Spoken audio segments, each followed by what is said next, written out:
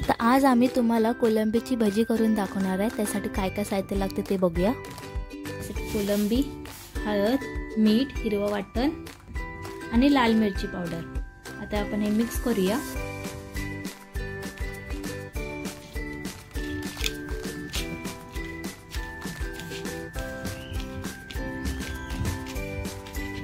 आता मी हे पहिलं मिक्स करून घेते सगळं। त्यात आपण थोडंसं आगळ टाकणार आहोत। मिक्स करून घेऊया।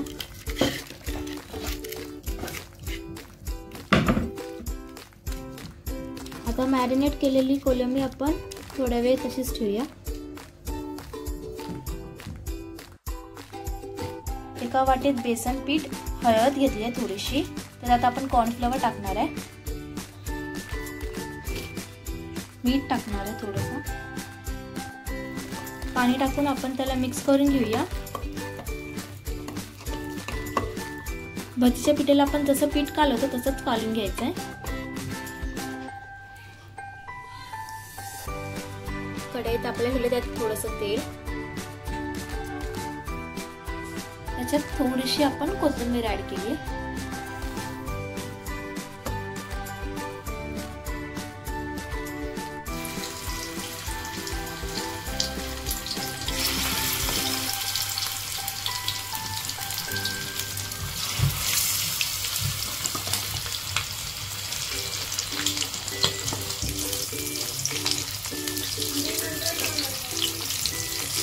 छानपैकी त्याला गोल्डन ब्राउन कलर आलाय।